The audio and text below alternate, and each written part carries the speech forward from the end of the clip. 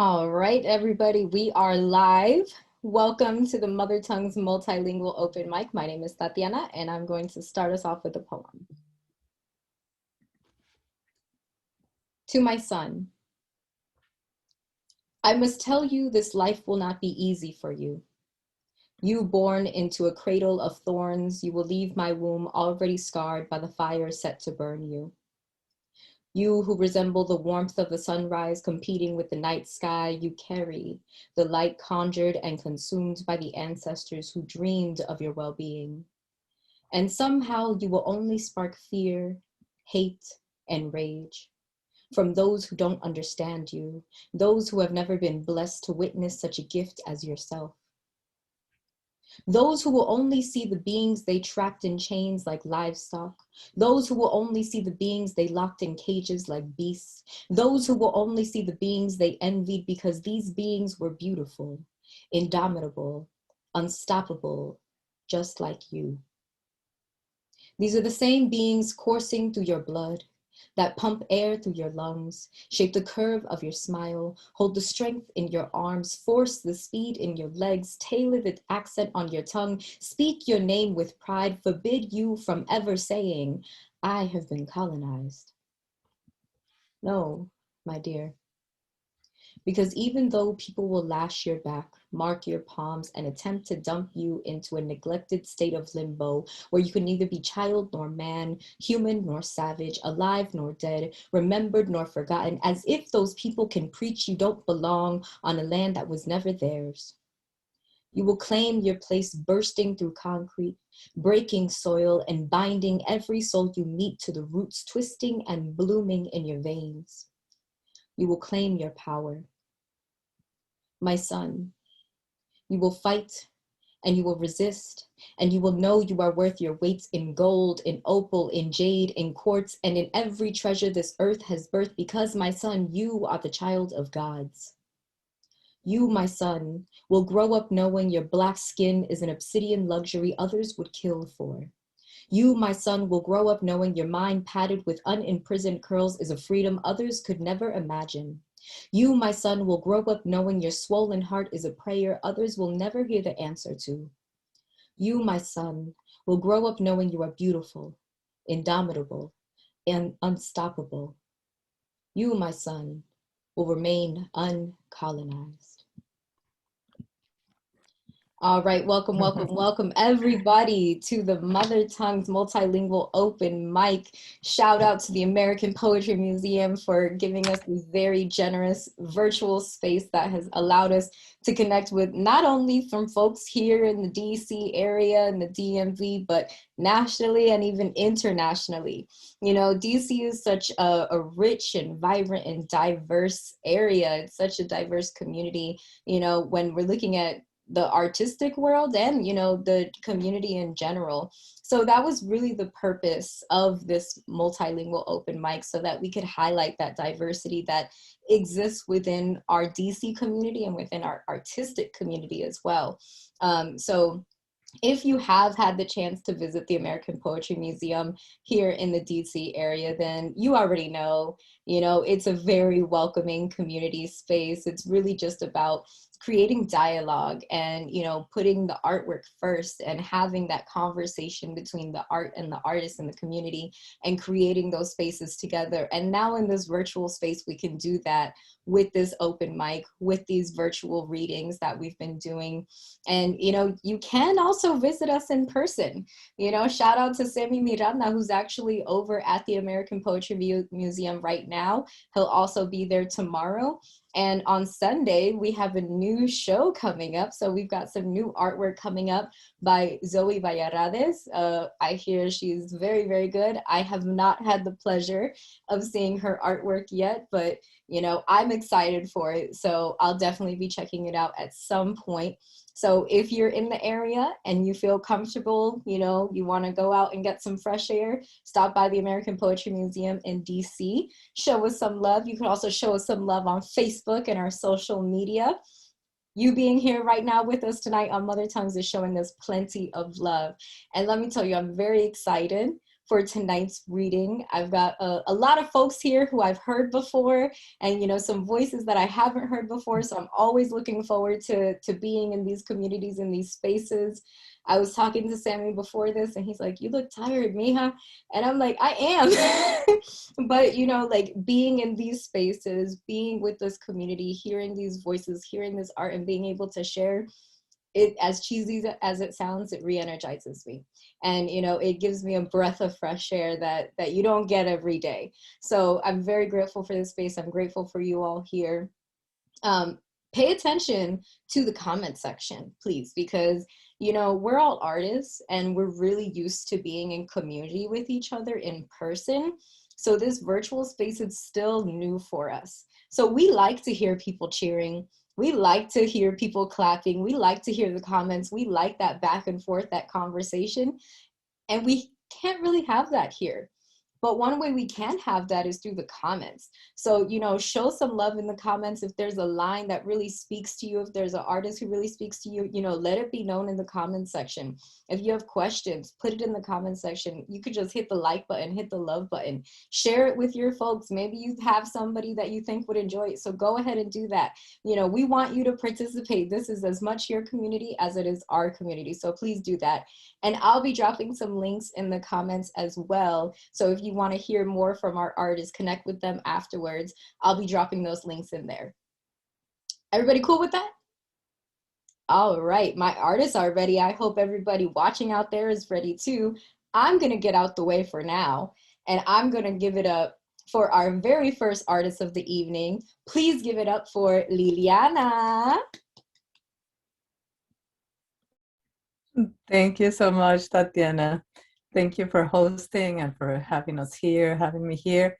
I have to say I hadn't heard of the Poetry Museum, and I think it's a fantastic idea. And I love this DC and visiting, and I know they have museums for everything under the sun. So I'm very happy to hear there's this place, and look forward to visiting someday when we can travel again. So thank you, everyone. And I have one of the poems I'm going to read actually mentions DC. But I'm going to start with one from my poetry collection that came out this year, Codex of Love, Bendita Ternura by Flower Song Press. And there's other Flower Song poets reading tonight. So, and this was written around February the 2nd in 2017, which is the Dia de la Candelaria. And it just passed, and it's kind of like the end of the Christmas season, but in San Miguel de Allende, they also have like a festival of plants at a park and everywhere, and people buy plants. So this is called the Candelaria Festival. Elegy for a Wayfarer. I walk along your paths lined with trees in the French style since Porfirio Diaz's time. Vendors offer plants for sale anywhere you go, from the humblest of cacti to medicinal herbs for diabetes, rheumatism, or arthritis. A man sells coconuts at 30 pesos a pop, machete in hand. Now my visits to Mexico fill me with longing. I miss my papi and his slow amble, his curiosity about everything pretty there is to see in the street, the way he strolled along and went out to meet the world head on. Today I paused to watch a man making pottery in the park, pumping away at the wheel with his foot, molding a jug with skilled hands, giving it form, creating something useful and beautiful out of a shapeless lump. Near the end of his life, my father would see things, pointing at a picture drawn in pencil on the wall and saying, "That's you as kids." My indulgent, food-loving, chatty, jokester, pensive, intelligent dad. Walking on the cobblestones today, I recall your steps in this world. And my heart skipped a beat remembering you walking through the airports, almost blind, relying on the goodwill of other passengers, but with that yearning, that longing, that stubbornness to go on.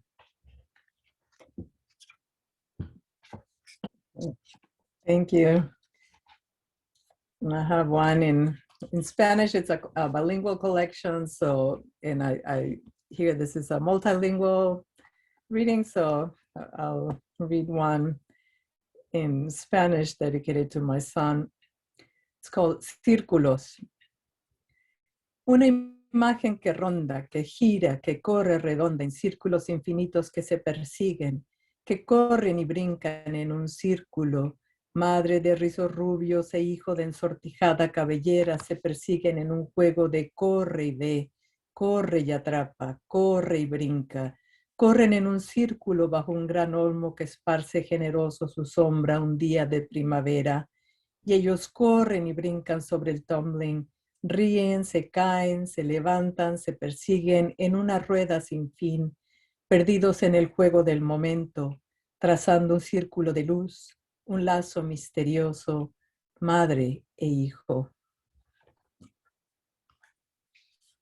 And I have one more, thank you.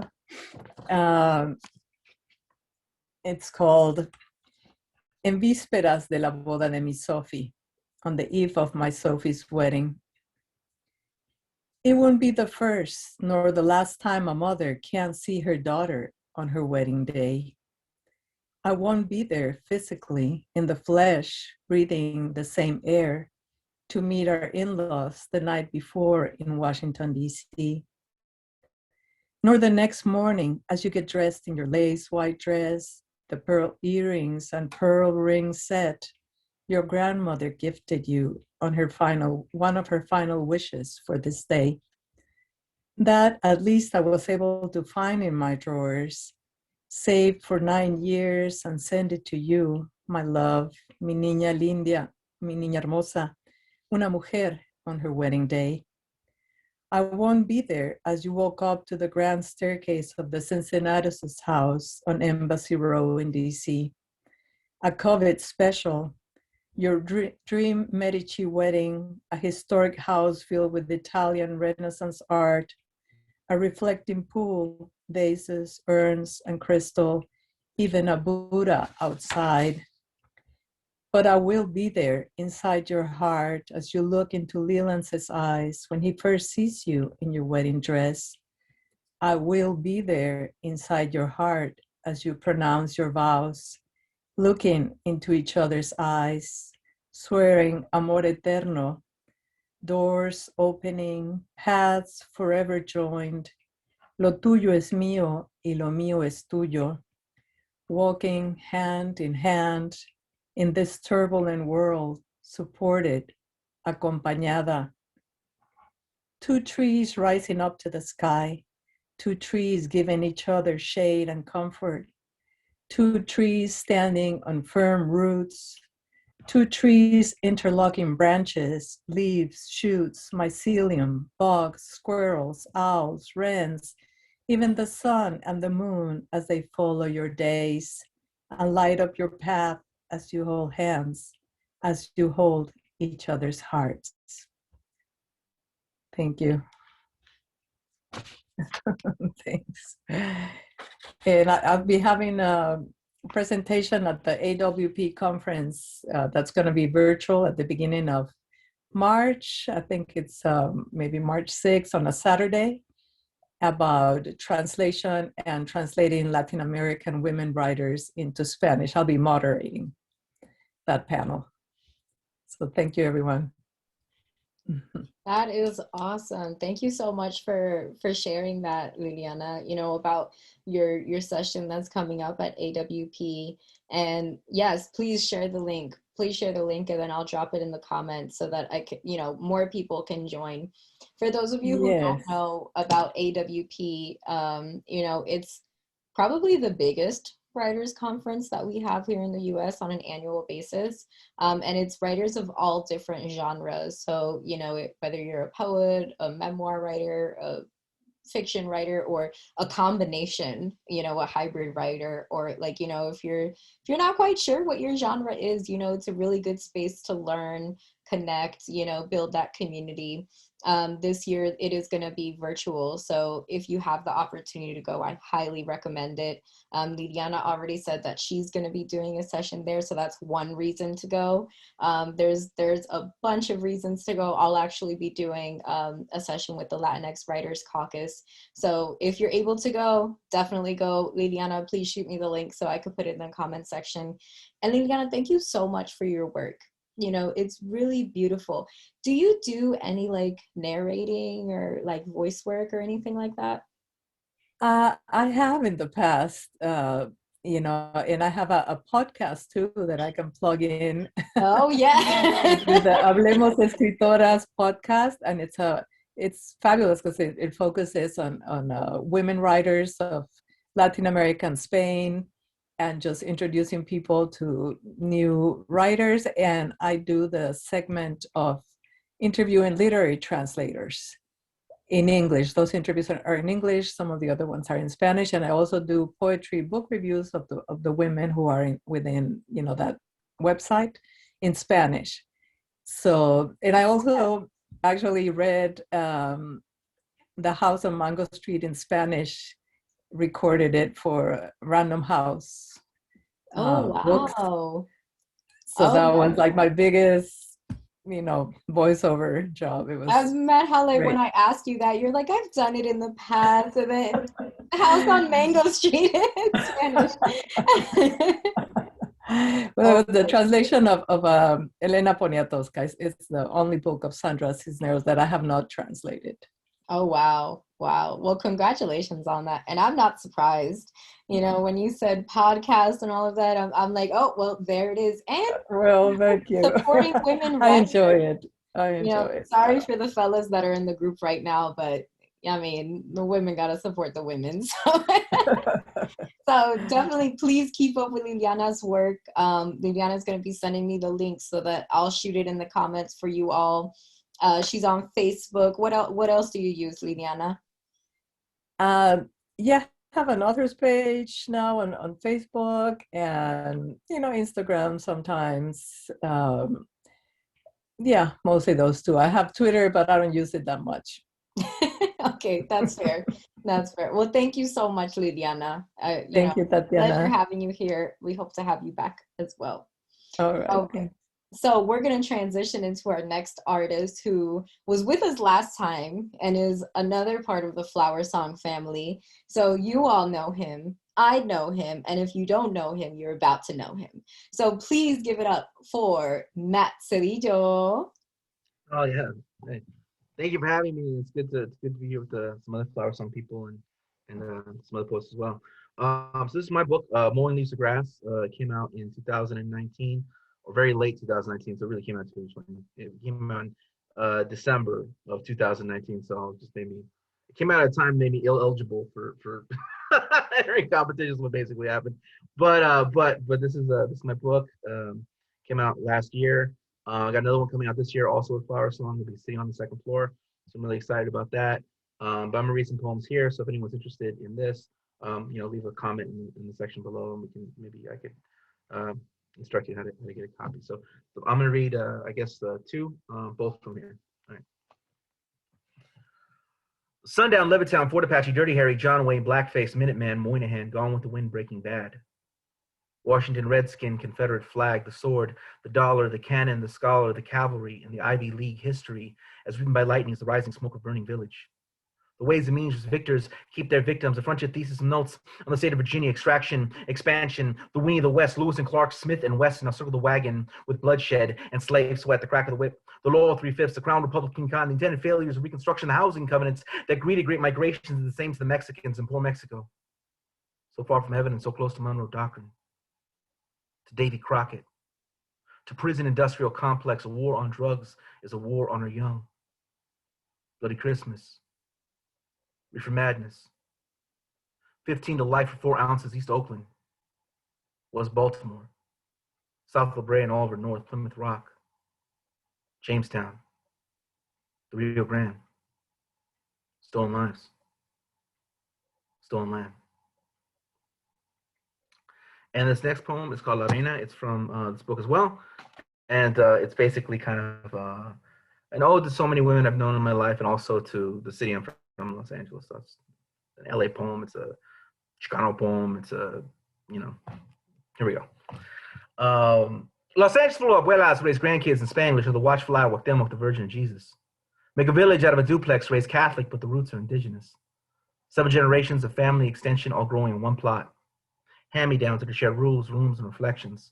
In la quech, porque mi casa es tu casa, and the city promises it's family living. Las palabras, light a candle. Burn some sage, pick your saints, set your altar to the sound of the cross. The sound of the conch and prayers lift the 4 directions. That's culture, not contradiction. Folks in the back, they fight for living. 515 hail from the rowdy section of Dodger Stadium, but the hearts still burn with the fire from that Chavez ravine, and here is home of La Reina. At 54 cents on the dollar, America's most exploited worker. Neglected, disrespected, underrepresented, presumed incompetent. If she lives life as expected, she'll be labeled statistic. If she managed to outpace them, threaten, they will blame affirmative action, but either way, they will not see her. They will demand her labor, paid and unpaid, smiling, her eyes humble, her mouth silent. Lady of the river.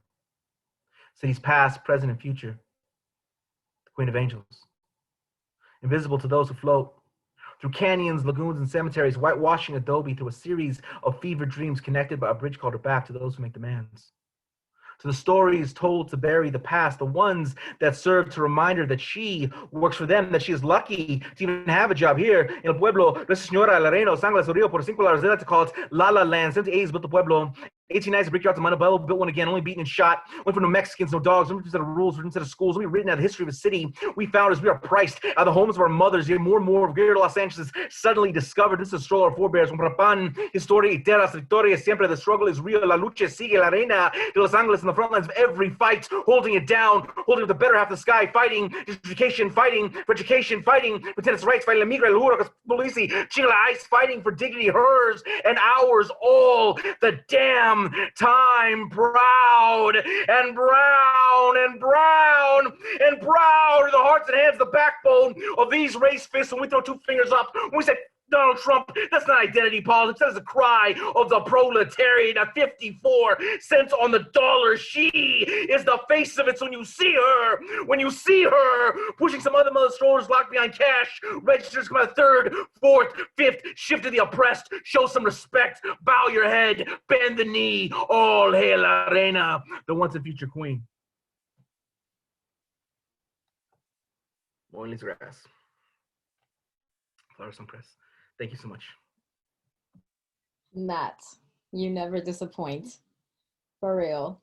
I'm wondering, as you're reading, I'm wondering, do you teach any workshops or facilitate any workshops? Yeah, actually, I think I'm doing one tomorrow for Eastern Oregon. Either that or I'm speaking or doing a workshop. I'm not sure. I need to double check that, but yeah, I do workshops all across the place.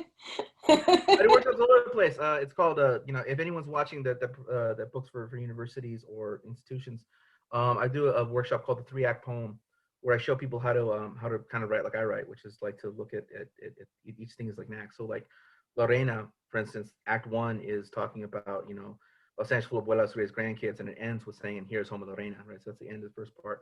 So it's kind of like the pride, and then I introduce the pain, right? So at 54 cents a dollar, most exploited worker, here's the pain, here's the problems. Then the last act is the triumph, right? So the final act is the triumph. So it's like here in El Pueblo, Nuestra Señora La Reina, we like to call it, La La Land. In 78 we go to Pueblos. Then at the end, it's kind of like a roller coaster. It's going into the end, the 3rd act, which is where all this climactic stuff happens. So I said ahead of time before I wrote this poem, knowing that in the beginning it was going to start this way, the middle was going to go this way, the end was going to end that way. And a lot of my poems are that way. So there's a whole structure I use to do that, in which on one side we look at the topic, the details, and the point. On the next side, Act 1, Act 2, Act 3. So we know that what happens at the beginning has to tend towards this, and what happens in the middle has to tend towards that, and what happens at the end has to tend towards this. So it goes on a journey of feel as well as the series of information that you get delivered. So yeah, I do workshops. For sure. That's very interesting, your whole thought process throughout. And, as you were reading, and I was thinking about the last time you read with us too, and there's so much intensity and there's so much intention in the way that you give us your poem and the way that you share with us your poetry. And I think there are so many writers who can benefit from just 15 minutes with you, just to kind of, get that other, you know, a different perspective on how to be so intentional with your, not only just your pacing, but also your tone and, you know, the volume that you use as well. I think it's so brilliant the way that you share your poetry. And, you know, if you're doing workshops like that are open to the public, you know, please feel free to share, because Yeah. I'm definitely interested as well. Can I share just a piece of little writing advice that I have just in general for people Sure, that yeah. yeah. So for anyone watching right now who wants to really, you know, take their writing very seriously, the piece of advice that I have, you know, like, I don't, you know, want to write anything, but like you asked me. So I've done universities. I've done like 100 universities workshops across like wherever. I've done it at University of Cambridge. The 3-act poem I told is it's taught at Occidental and UCLA, I think. So I have to check. But the advice I always give, the most important advice, the simplest advice, is that what you need to do is develop a style, turn that style into a discipline, and then turn that discipline into a standard of excellence that you hold yourself to every time. And in this way, you will be the world's leading expert as to why you're great. And in that way, no one can ever discredit you, and you will never be hungry for validation. I mean, you can be validated and people can uplift you, but you'll never be hungry for it. You'll never need it. You know what I'm saying? You will know better than anyone, not only that you're good, but why you're good, you know, and why you are good. And the quality of your work can be a mystery to the audience, but it should never be a mystery to you. You should know what you do and why, and become a student of your own mind. Become a student of your own work and a student of your own mind. So that's the biggest, the most, the simplest, you know, thing, that to really start from that point and then work your way That's forward beautiful, from there. Matt. That, thank you for sharing that. That's absolutely beautiful. And I think what, at least what I've seen a lot in the writing community and the artistic community in general, is there's a lot of imposter syndrome that goes on, and there's a lot of self-doubt. And, you know, sometimes when you're in certain parts of the community, that validation becomes necessary. You know, you feel like it's necessary even though it's not necessary. So I think having that constant reminder of, you know, I know why I'm great and I'm an expert at it, and, you know, basically people need to catch up to it. You know, I think that's a beautiful, you said it a lot better than I did. But you know, just having that confidence in yourself and owning the talent that you have. So thank you so much, Matt. Well, thank you again for the platform. I really appreciate it. Oh, of course, of course. Like I said to Liliana, you're welcome back whenever you want to come to. So just let me know. All right, we're gonna keep it moving. Next up, we're going to take us, so we've been in Texas, right? And we've been with the Flower Song fam, and now we're gonna move over to Chicago. So yeah, so the American Poetry Museum's everywhere tonight. So we're going over to Chicago. Please welcome Oren to the virtual stage. Thanks for having me. Usually my bylines appear as O period A period Fraser. And since everyone is plugging, I'm going to plug a publication called Expressions from Englewood. It seems like every large American city has a community or a neighborhood that's synonymous with a bad name, you know? And in Chicago, that community is Englewood. You know, Spike Lee came here and called it Chirac because of the gun violence. And everyone knows the story of Derrick Rose, the basketball player who was celebrated because he came out of this very gritty space. There's a gentleman, Corey Hall, who used to be the editor of the Hyde Park Citizen and teaches at Kennedy King College. And he got the idea as an Englewood resident to celebrate the life and vibrancy of this community that has been so beleaguered. I don't live in Englewood, but I contributed to volume 8 of Expressions from Englewood, and this is a poem called When Jesus Spoke to Jake. When Jesus spoke to Jake, Jake threw his shoes away, strolled barefoot down to Cottage Grove to preach the word all day. The end is near, the end is here. Repent, repent and pray. I spoke to Christ this morning, he's coming any day. Then Jake began to sing psalms of love and praise, to heal the sick and dying and rescue the unsaved. And when he heard the trumpets wailing in the wind, Jake knew the Lord Jesus, had come for all who sinned.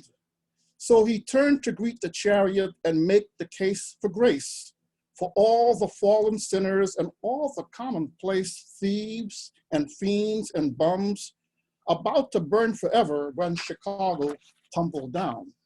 Hey, stop, stop, screamed his savior. Stop, shoot. But this voice of prophecy lacked the ring of truth.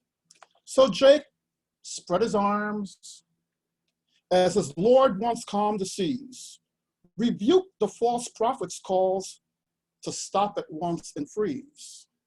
Thus the book of Revelation found him on his knees, supplicant and breathless in the morning breeze, and headless too, but frozen like he was told to freeze. So that poem was to look at the intersection of mental illness and police violence and so on. And then the second poem was published in, we have a community publication called the Southside Reader, Southside Weekly, and they do an annual literary publication. I've been fortunate to be featured in all of the annual publications. And this poem is called Lulame, and like the previous poem, it sort of focuses on the marginalized, which is where I've spent my attention the last few years. So this is a poem called Lulame. They are fixing up the neighborhood without you, belle of my boulevard, Lulame. I hoped you would come again today wearing your favorite black shoe. Oh, you, mother to the street corner child who knew their names, cried for the nameless too. It is cold. Ice rain bullets the storefront sidewalk this somber April day, and the scent and sound of you are gunned away. Up ahead, a supine pigeon lay sorrowfully dead amid the swerving traffic of the busy street. The stoplight solemnly soldiers yellow to red. No Samaritan will lift the rigid bird, feather the alley garden with its shallow grave. Jackhammer shrapnel the chilly air instead. A broken line of helmeted white men march upon the widowed and the weak, their pink lips hard, their legs long and lean. How they spit rough words, cold and mean. They want the conquered cowed, command them not to speak. Their regiment bunkers the embattled land in the belligerent wind, indifferent to the saintly and the sinned. I look and swivel about for you, bag lady, I cannot live without.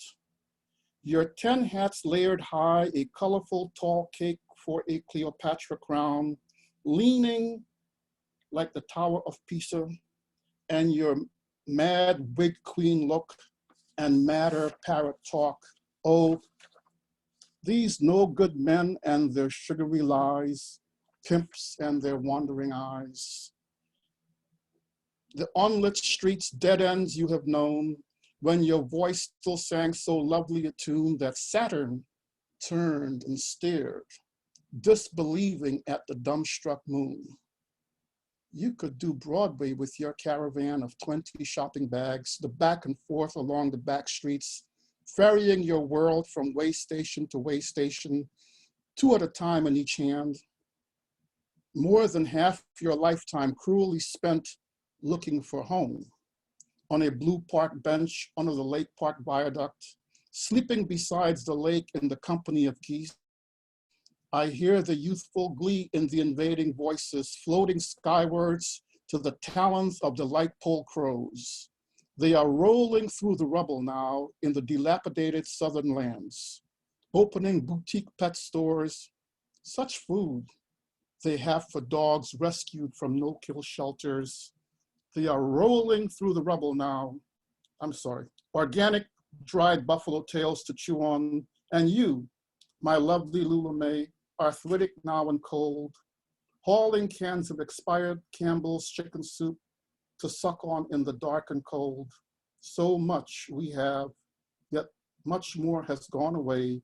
I've lost the haunting song O Sweet Symphony of You, Lula May. And that was written in celebration of the life of a marginalized person, the Bag Lady. And if I've got time, I would read a very personal poem, if I've got time. It's called, On Hearing the University of Chicago Medical Center has closed W3, its inpatient psychiatric ward. And this is a very personal poem that deals with my own long struggle with panic attacks and anxiety and agoraphobia. And we are, I guess, at a place and point in time where, with all that's going on, we are addressing in a more forthcoming way these issues and trying to perhaps alleviate some of the stigmatism associated with various psychiatric issues. So it begins with a little quote from Tom Wolfe: "You can't go home again." So, is this how you felt, old man, when your childhood home burnt down? The witch spell songs you heard in the music of the cackling fire, when happy demons formed to Roomba in the red and golden flames that once before a time were altars and armchairs of bygone youth? The brain making no sense of the spitting embers and the heavenwards black smoke spreading like outstretched arms of a courtly Transylvanian count above the summer lawns. I know how you felt, old man, watching your keepsakes soot the neighbors' apple trees, the people next door, the pavement in silent contemplation, glass giving way to heat, the rhythmic retreat of the rain-coated firemen and the hearty huffing of the latter weary engines. For I was caged in the four walls of my fantastic making, homebound, housebound, bedbound, bound and chained from my old cold toilet seat to the far front door of my hovel with fetters no one could see. I wanted to be spirited away from the cold waters of Rikers Island to the colder cliffs of Alcatraz for the magic spell or the magic pill. Whatever the coven kept in the cauldron of the psych unit locked behind that forbidden plexiglass door, an elixir I'll cut or a sledgehammer to slug the neck irons of agoraphobia. I know how you felt, old man, when the firefighters hosed your kindergarten cutouts away, for I had choked on my vomit of last night's gin. My shit was blood shit from the vodka that ate my insides raw. Every mouthful a plea for the somnambulant haze of a sulfuric drunk to be indifferent. Asleep with both eyes wide open in a death stare for the long, long journey at sunset. 4 blocks in the backseat of a 4-wheeled coffin from my front door on University Avenue to the emergency room. Not more than 2 seconds outside, exiting the borrowed car, so I wouldn't float away up into the thin atmosphere, tethered by miles of bubblegum to the earth, then endlessly falling through space. I worried only about having no way back to the 4 walls I had on University Avenue from the 4 walls I needed on W3. If I sobered up and there was nothing to blunt the fear, gin, vodka, rum, nothing to push away the poorest fright. You could stick one of your bony fingers right through my translucent soul, a tortoise without a shell. I know how you felt, old man, when your bungalow's blackened roof caved in from the heat. For I lived like Robinson Crusoe, marooned in W3, a leper's island of Fridays and madmen, away from the land I knew, hoping that the witch doctor and the head-hunting natives in white scrubs could conga away the black spell and set me free. I feel what you felt, old man, when the fire marshals boarded up your old house. For I walk unshackled up and down the sidewalk now, my brain making sense of the news casually given in conversation. W3 has closed. Some days I turn the corner or cross the street, walking aimlessly north like the freedmen before me trudging to Canada, fearful of the overseer, always looking backwards, wondering if I would ever need the witch doctor again. W3 has closed. I feel what you felt, old man, when the city condemned your gutted home. I look at your eyes like shallow graves on your plain brown face. I share your heavy thoughts that one day we too will vanish, as though our arms and legs and heads were always an illusion. And this too, that I wish to crouch like a beaten chimp and howl hurt over the drought-ravaged savanna forever. It wasn't just the sweet and tender shoots of our favorite bamboo that the loggers took, but the entire grove cruelly leveled, so we could never climb again nor swing in the warm and heathen breeze. That's it. That's total. So that's kind of unusual because you've got someone grieving and mourning the closure of a psychiatric facility. So, yeah. Oren, thank you so much for sharing that and for sharing such a personal part of yourself. And, you know, you mentioned that there's this stigma around mental health, you know, specifically if you think about like depression and anxiety that are the most common. You know, I remember when I was growing up, these things weren't talked about. You know, it was, you know, you don't talk about that because that's something to be ashamed about. That means there's something wrong with you. And, you know, it's really powerful that you shared this poem today, because I had an experience yesterday. I'm part of an artist residency with a middle school. So it's a group of middle school students, 6th, 7th, and 8th graders that are part of the spoken word project. And it's so empowering and so beautiful to see these students talking so openly about their struggles with depression and anxiety, and seeing the encouragement that they have for each other. And it does give me hope that, you know, that stigma is getting smaller and smaller and going away. And, you know, it's really because of people like you, Oren, who are brave enough and feel safe enough to talk about your own experiences. And it lets people know, hey, you're not alone in this. You know, I've gone through this.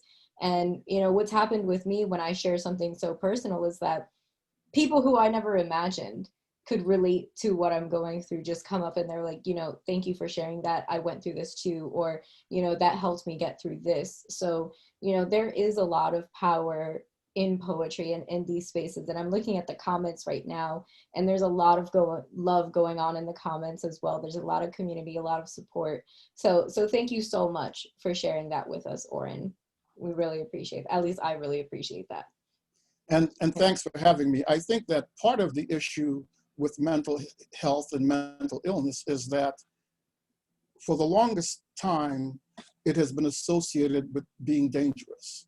And we have got to get to a place where we understand that, you know, it's sort of like the 12 Faces of Eve. That's Hollywood.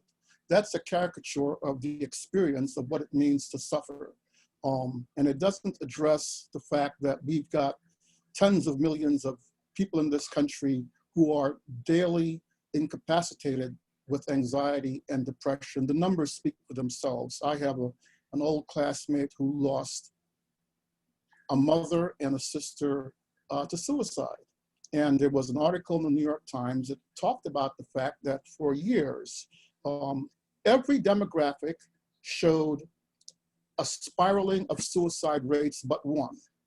And that one group was educated, middle-class white women. But over the last 15 years, that group that had been stable forever is now outpacing every other group in terms of suicide. And again, when we talk about suicide, we're talking about the extremes of mental illness. And that typically, most people dealing with mental illness are walking wounded. They get up every day and go to work. They have children, they are wives, their husbands, their sons. They're on medication, they're in support groups, and they're doing their best to hang on. Yeah, absolutely. Absolutely, Oren. And thank you for raising that up. And, before we move on to the next artist, I do want to invite everybody to take a couple of breaths with me. So can we just take a deep breath? Let's take one more together.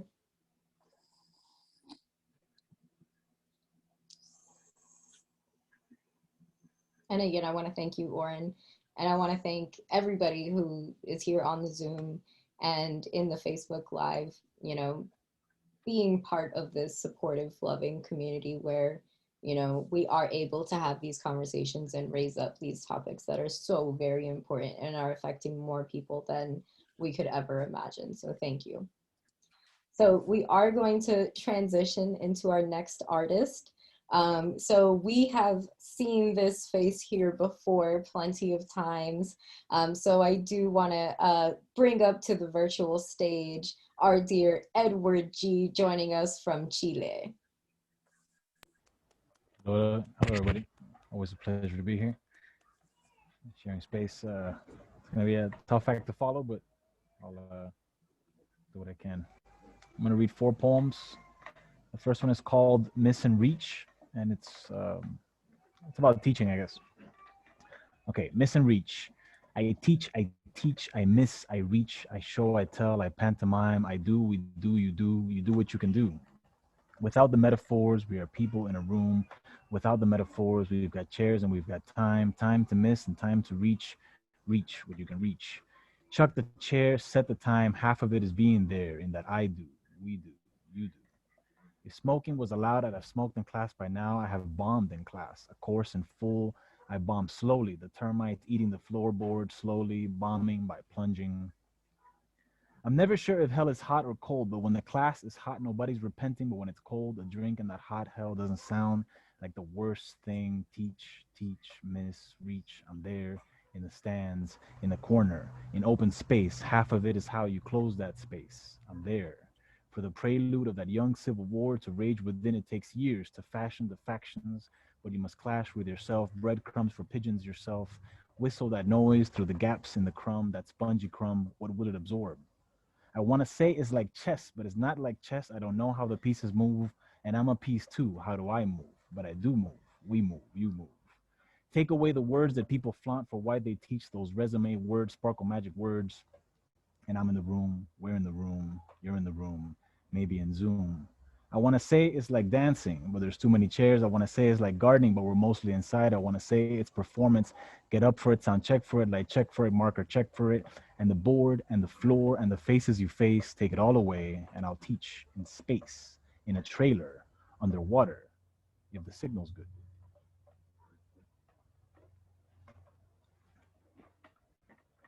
All right, so that's kind of an ode to the job.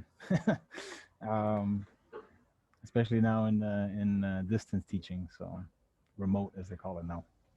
All right, the second one is kind of a musical poem, kind of what I do sometimes. This one's called Don't Play That Jazz. Don't play that jazz, no, know that jazz, that juke, that juice that you let loose. Hey man, the joint is hot, don't blow it out, just blow into this noisy metal, just riff the stiff right off your skin, dance to the wick, to your drumstick thin, just heat the wax, cause the whiskey's loud and the shack is strong, and I'm bouncing around like a ping pong ball, I'm juking juice, I'm letting loose, just shake the juice from your big caboose. I said no jazz, no jazz, no jazz, just juice, juke the juice and let it loose. Juke loose the juice, dance to the bone, and juke loose the juke that jukes the juice. Juke loose the juke that jukes the juice. Juke loose the juke that jukes the juice. So that's kind of like the old 1920s juke joint jazz. And then the third one is called Flow 10, Cinder Block Dweller. And these are like poems that I write very quickly. And it's kind of just all about movement. I try to write them in under 10 minutes. It's called Cinder Block Dweller. I know these times will be gone someday, but I don't care about that now. So many sugar packets inside me, all shaking like earthquakes know. Shoulders know what shoulders know, what hips know, and taught them. Upper body knees, lower body shakes. I know I'll slow someday, but I don't care about that now. So fast the wriggle and the wiggle through the stones that pile me from below. I now make stones conduct my current, and my current is what flows. Fleeting current of electrons fleeting always on the go. I know all this will be buried someday beneath a newer ground. Piles on piles, earth core thick, bricks on bricks on bricks on bricks. And like the ant that makes its dwelling in a cinder block and dances in its arching gaps, I don't care about that now. And the last one I'm gonna read it in Spanish. And my dad passed away like I don't know 13 years ago, and he was a translator among other things. And he wrote a dictionary about Cubanisms, right? So I'm originally from Cuba. He wrote this kind of like small volume on some Cuban expressions. So I took a couple of them and I wrote like a fake prologue to the book. So it's called Prólogo a Diccionario Conciso. It's in Spanish. Prólogo a Diccionario Conciso. Tajada de aire, fritura de viento, la poesía del hambre cubana, comenta el maestro en su libro de encuentros, su libro de dichos, lo que dice la gente, girando caderas por los malecones de las playas habaneras, ese nihilismo isleño camuflajeado en el doble sentido de quedar planchado a un tilín en tablitas, es apenas esa fuga, con ganas de irse, pero enamorado de Cuba. All right, those are my poems. Thank you for listening. Beautiful as always, Edward. And, you know, every time you do a music poem, I want you to do poetry with Pepe playing the bass so bad. And we gotta do this someday. Yeah, we have to. We absolutely have to. Folks watching from home, if you've been to the American Poetry Museum, if you're familiar with Sammy's work, then you know who Pepe is. He's like the most bomb bass player ever. And you know the way that you do it on purpose when you're doing your music poems, where you kind of mimic the sounds of the instruments with cadence and everything. And I just hear him so much, and it's got to happen one day. That's all I gotta say. It's got to happen one day. something to shoot for. Yes, exactly. Thank you so much, Edward. It's always a pleasure having you here. We missed you last month, so. Yeah. But I'll try to make it my usual 1 month appearance. No, I'm just messing with you. You don't have to, but we did mess you. That's all I'm gonna say. I like being here. It's a great spot, and I really enjoyed the poem so far. So thank you, and you're part of that community too. So we are going to bring it to our last artist of the evening, fellow DMV, not native, but resident. I'm not a DMV native either, but please welcome to the virtual stage, fellow DMV resident, fellow flower song mate. We've got Sarah closing us out. All right, thank you guys. So let's see if I can hold it together. Oren, your poetry was so beautiful. I said something in the comments. I said we write from the wound. So I think that's why your piece really spoke to me, because we have wounds, like some are hidden and some are physical, but they're both just as prevalent in our lives. So thank you for sharing that. Let's see. So the first thing I'm going to read is called Reclaiming the Narrative. I have a little quote from my younger sister. Sadness is just as beautiful as love. It is proof that love existed and nothing to be ashamed of. Part 1. Let's see, my son's coming in the room to say hi. Hey, cutie. Go hang out with Daddy.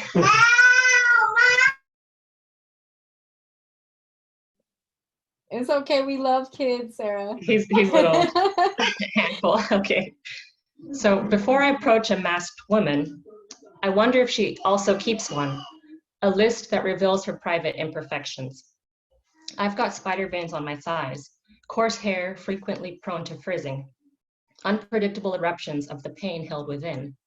I lost my father to chronic obstructive pulmonary disease when I was 28, thinking he'd stay around longer to nourish relationships with his kids, grandkids. I wept for days in front of my 2-year-old, battled to get out of bed, eat. I walked and drove directionless. What is the role for having a body to scrutinize in the dark, disorderly, disruptive, if we learn nothing? Let us air our list so they lose their power. Love a part of the self we could not reach before. Let us unravel and undo the strings to unearth the original shards of our distinctiveness until the being is morphed, and our remnants are poetry. Part 2. It comes from a painful place, finding the grace in the dark aftermath to say, I forgive you for leaving me too early. A broken spirit encased in a fragile frame. An uprooted orchid with no anchor to a tree or shrub. Mourning your death encompassed all my lifetime's worth of emptiness as I watched the stronghold of my childhood dreams and an ill man I love burn to the ground. Now that so much of my being has been destroyed, what should I do with these charred memories? Sweep through the ashes with faint hands, find any piece of salvageable charcoal to hold between my fingertips, press it against the page of a sketchbook, tap, tap, tap, tap, tap, attempt to draw a new world. And I have another piece. This is called True Like Time. There was a bit of calm before the traffic, but the evening rush hour mirrored us, frantic, drunk, lusting, for high seas in the summer, wanting to be enormously wild like innocent children, clutching the language of untainted joy in our mouths, on our tiny tongues, small hands holding salt water, shimmering specks of light, when we could inhale, exhale, time. And youth was a typo, repeated too frequently, omitted too easily. Youth became a fragment, elusive like words we forgot to say or didn't repeat often enough. I love you, I love you, I love you. A run-on sentence, then a full stop. Time and all lives are fragile. Building my first ofrenda for Dia de Muertos in 2020 to place my father's picture upon, put things into perspective. No matter how we try to suppress the notion of getting older, duller, moments pour out of our eyeballs with a few drinks at family gatherings, and we feel tricked by the minutes, and we cannot stop time. So I'll just, I guess, read my closing piece. It's called Waiting for Winter. Sliding door ajar, listening to December winds, pick up speed as the last yellowed leaves outside our window lose their grip and scantily clad branches form proscenium arches, botanical theaters, framing this gray show beyond the glass. As I step outside, the approaching season comes with icy breath, touching the neck, biting extremities. My fingers go numb, alternating between one hand in the pocket of my parka, one hand around the dog leash. My body halted by the unpredictable cold. I feel so much like an old tree which has been through landslides, the soil shaken at my roots, almost toppled over, my bark deliberately invaded by lichens and mosses. But still, I choose to grow upright, splash grounding water on my face, something rose-scented with muru-muru, to remind me of my siblings in California. Resting a hand against a younger sister's cheek to produce perfect liquid lines of eyeliner on soft eyelids, or a troop of us frolicking through the trails that lead to redwood fairy rings, or the hollows of giant trees, staying up late in the kitchen to talk things over, to talk over each other, to laugh, be heard, seen. At least there's reminiscing to make our winter not so cold after all. Thank you, guys. Thank you so much, Sarah. And I think you did a great job reading. So, you've had nothing to worry about. I really appreciate you bringing yourself to this space and your work to this space. I always find your work very tender and very soothing. So, you know, I always appreciate hearing you read your work. So thank you for that. Now, I feel moved to read one more piece. Is everybody okay with that? Okay. All right. Thank you. So, and then after this, we're done. I'm not going to keep you any longer. Mandarins are prayers too. I scalp the orange in my palms, praying for serenity and wisdom. My thumb stained by dried golden blood crying from under the peel. A subtle spray bounces to perfume my face. Its aroma reminds me of a woman I'm not sure I've met before. It feels like incense dancing to ward off demons creeping at my window. I taste the flesh of the baby fruit, its juices flowing como riachuela around my tongue. It is sweet like ripe guayabas. It is cool like el campo at night. It is holy water made of a honey you will never know. I want to say thank you to all of our artists who joined us tonight. I want to say thank you to American Poetry Museum, to Sammy for giving us this space to have these conversations, have this dialogue, have you know, these pouring of emotions and not feel ashamed about it in any kind of way. Just having that authenticity and that sincere, genuine connection. And of course, I want to say thank you to everybody who's joining us on the Facebook Live. I see your comments. I see the love that you're sharing.